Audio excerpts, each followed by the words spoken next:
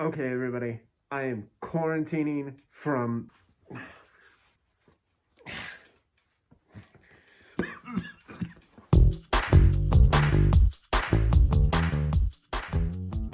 I'm quarantining from an undisclosed location, and it is freaking cold, okay? But there's plenty of hockey memorabilia around here, right? And there's beer, so I'm fine. All right, so it is a different setup, I know.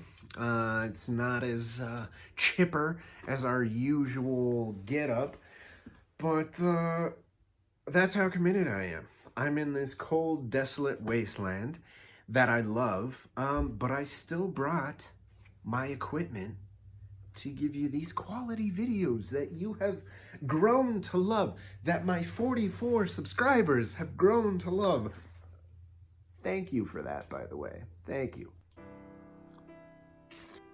So, today, it's not good beer, but hey, we're going to be talking about The Night Before Christmas. It's not that adorable book you remember from childhood. No, Night is spelt Knight.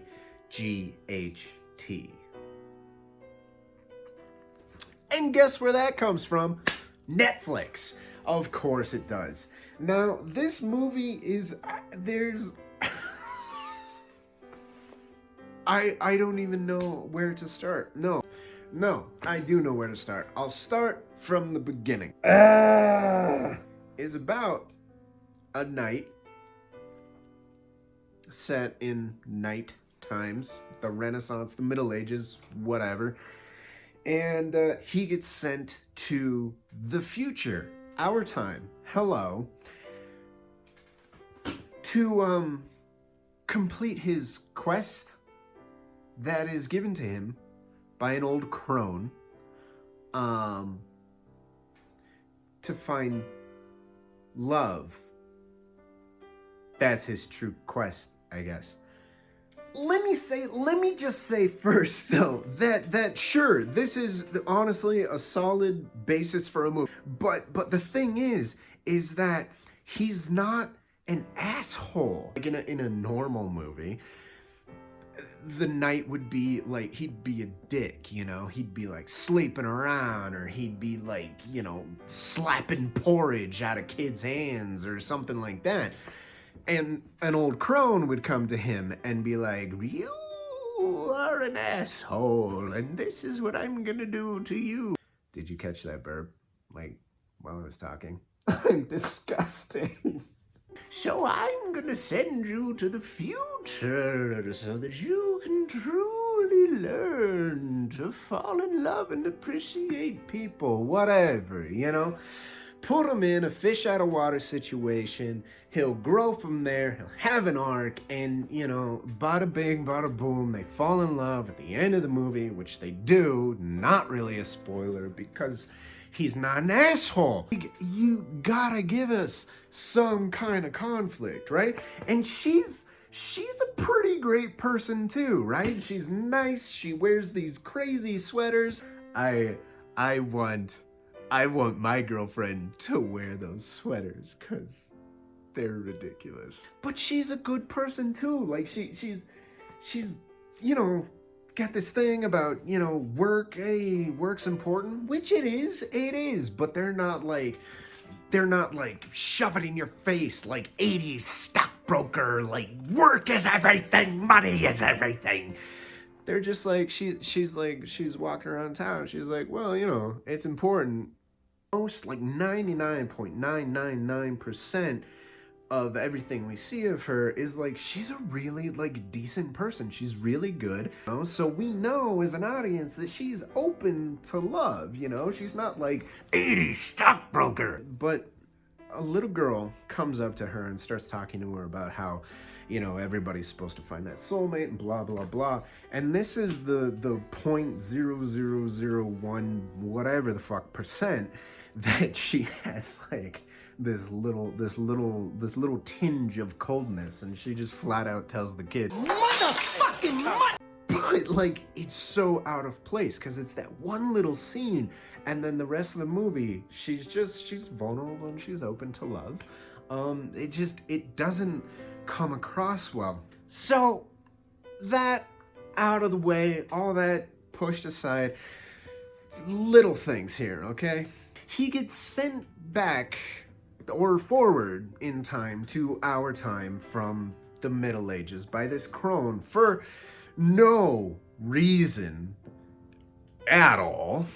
And he's a fish out of water. And, you know, it's cute. It's funny. He's a knight. He has an English accent. His name is Sir Cole. She wants to put coal in her stocking.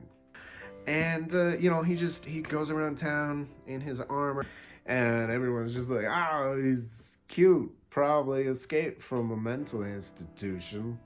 You know, there's like these little things that, like, in a better movie, we would let go as an audience, right? We'd just be like,